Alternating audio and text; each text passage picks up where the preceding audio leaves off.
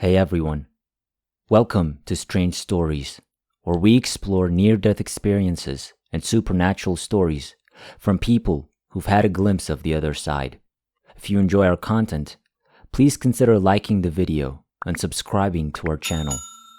Without further ado, let's get to the story of the day.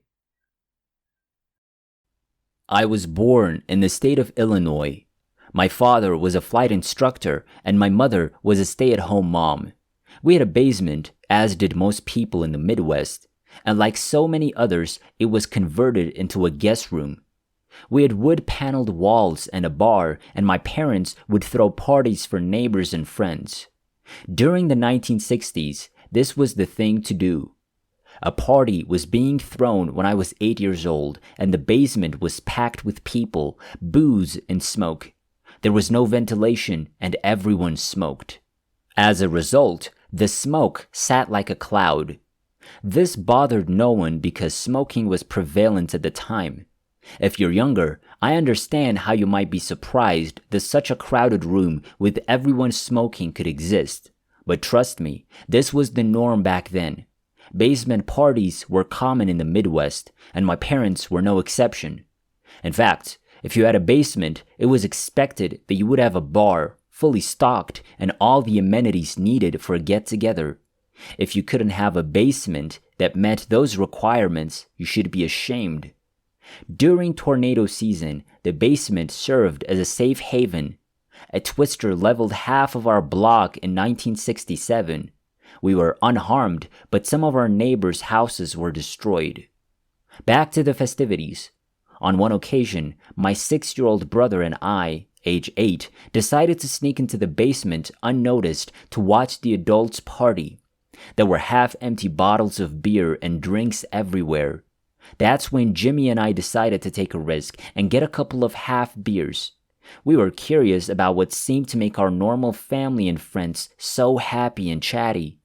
A 6 or 8-year-old could have had one of two reactions. I sipped the beer and spit it out, disgusted that it wasn't soda.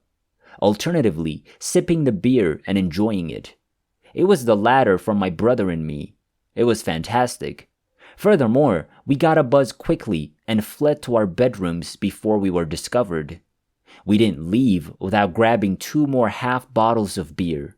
I was an alcoholic from that point forward. We'd beg our father for a swig of his beer and he'd always say, "Okay, but this is the last time." I honestly can't recall the last time. That same year, we relocated to Long Island. My father changed jobs. 3rd grade began for me.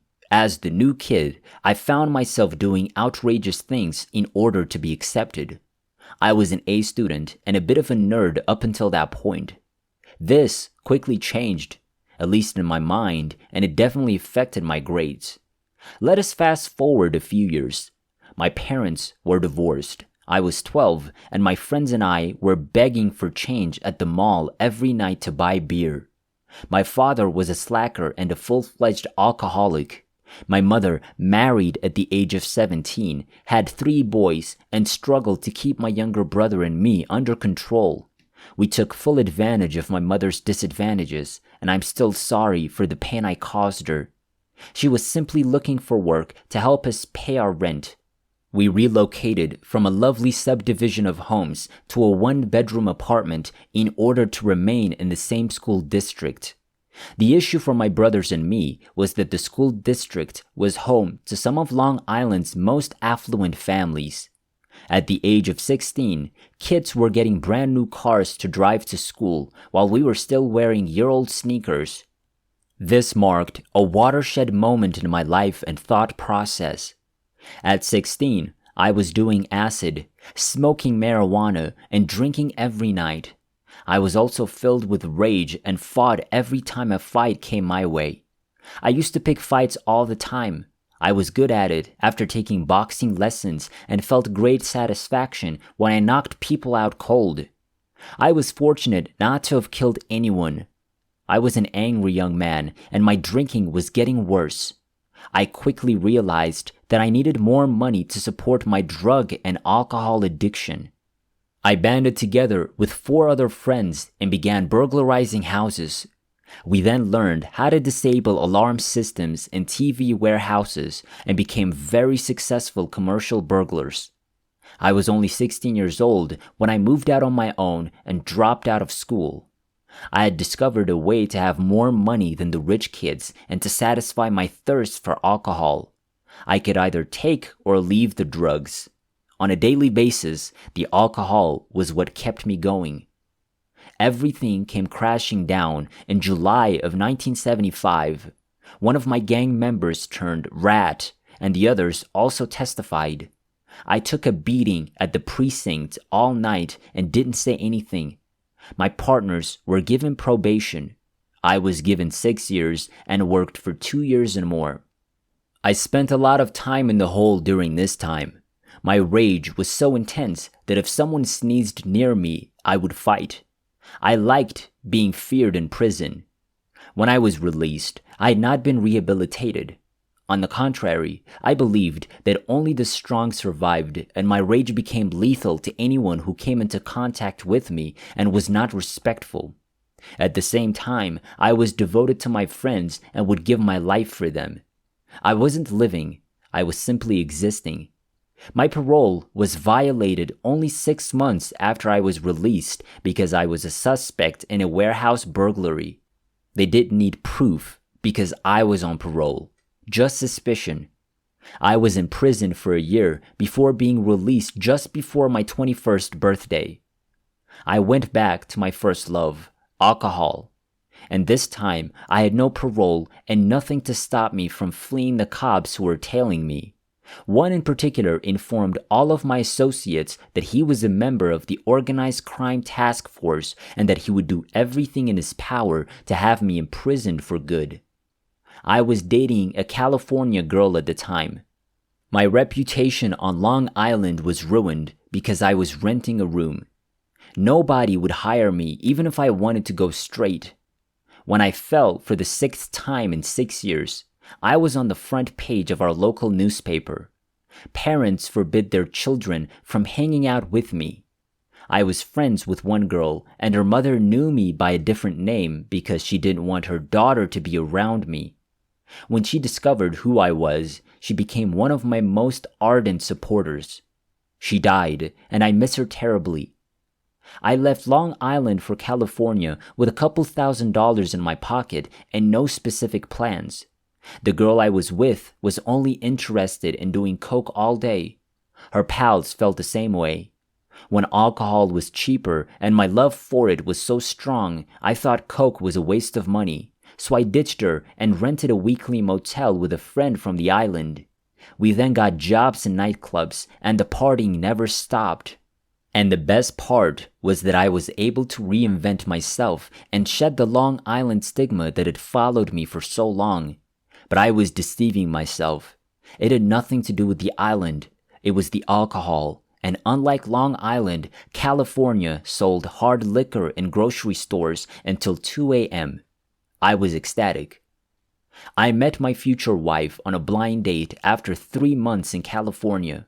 My best friend and his wife arranged everything. He's a great guy, but you don't want to get serious with him. My friend's wife told my future wife. We're still in love after 27 years, 26 married. We have 3 wonderful children, and I consider myself to be a very fortunate man. Returning to my arrival in California, my business partner and I decided to rob banks. Don't bother asking. We thought we were impenetrable. We robbed over 30 banks without using a weapon before being apprehended.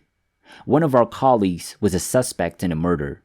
The idiot also tipped off the banks. So with him putting me in jail, it was a no-brainer when the DA offered me 85 years in prison or to tell what I knew about the idiot who ratted me out. He was the first to rat, so I took the stand and had my sentence reduced to 3 years in a country club. My wife had waited for me, and I can proudly say that I've not been in any trouble since. I adjusted job applications and managed over 200 employees for over 15 years before becoming an executive for a Japanese flat panel company. Following that, I wrote a screenplay, which was filmed and is currently in post-production. I recently optioned another screenplay for production next year. I'm also writing a book, and aside from my wife, my other best friend has been by my side the entire time: alcohol. On October 10th, 2011, my entire life, attitude, and perspective in the world changed forever. My dear friend alcohol turned on me. My liver had failed, and I was internally bleeding. I thought I was having diarrhea. I was bleeding digested blood from my body. My wife summoned an ambulance, and I was taken to the hospital. They believed they had stabilized me for the first day. Then I vomited pure blood, and my blood pressure spiked to 40/40. They called it code blue because I was dying. My wife was present, and my eyes were open but glazed over. I died for about 45 seconds on the table. That was the first of 2 after-death experiences I had. My spirit was sent to hell while my body was gone. It was far worse than I could have imagined. Aside from the extreme discomfort, I couldn't go a second without being bumped into and grunted at. There were dark clay heat boxes the size of an old 27-inch television that were being moved around. It was crowded and you couldn't see anyone's face. I couldn't tell whether they were white, black, American, or Asian. They had just arrived. At this point, I began pleading with God to forgive me. The grunting became more audible, and I begged the Lord to please allow me to repent if I was to stay here. A light shone through at the time, and I gravitated toward it. I thanked God and begged for forgiveness, declaring that Jesus was the light and that He was the only true and living God. Then I felt myself being drawn toward the light. I knew without a doubt that there was a Lord, and I knew that I was out of hell at that moment. I wasn't in heaven, and I felt like I was back on earth, but I couldn't tell. One thing was certain: I had escaped hell. Oh, you are under the influence of drugs or dreaming this, you may be thinking. No, this all happened while I was coding as a result of what happened the second time I died. In less than 24 hours, they had used 23 units of blood to save my life. They then inserted a balloon into my stomach to compress the veins and stop the bleeding. What I described happened during this time. 6 hours later, my wife was in ICU and I was listed as grave rather than critical. She thought I was trying to look at something behind me as she sat next to me. She shook and screamed at the top of her lungs when she realized I wasn't there. I was code blue once more. But this time, when I died, a glorious light shone around me, not brightly, but almost completely enveloping my soul. I was gradually progressing and had never felt more at ease in my life. As I was being lifted, I just kept thanking and praising God. This wasn't a dream. If I died, I would go to the afterlife, and the entire experience was one of peace, calm, love, and excitement that I would spend eternity in such bliss. It wasn't like the light got brighter as I got closer to the top of my slow ascent. It grew more soothing, and I'd never felt more accepted. Then, like a puff, I was back where I started. I realized I wasn't in heaven, but on earth, and that my life had been restored to me. I couldn't care less what you think, cynics. I will not argue to try to counteract my experience with logic only you can understand. I'm certain that there is a life that is more beautiful and fulfilling than you could ever imagine. My goal in writing this is simply to tell you what happened to me and how faith and God's forgiveness saved my soul. Because as I mentioned at the outset, I was not the poster child for a trip to heaven, but God forgave me. He will pardon you. Simply ask Him. Be sincere, and He will demonstrate to you what He demonstrated to me. All it takes is your belief. I can only hope that at least one person knows in their heart that my experience was genuine, so that you too can believe and know that you're blessed by the Lord.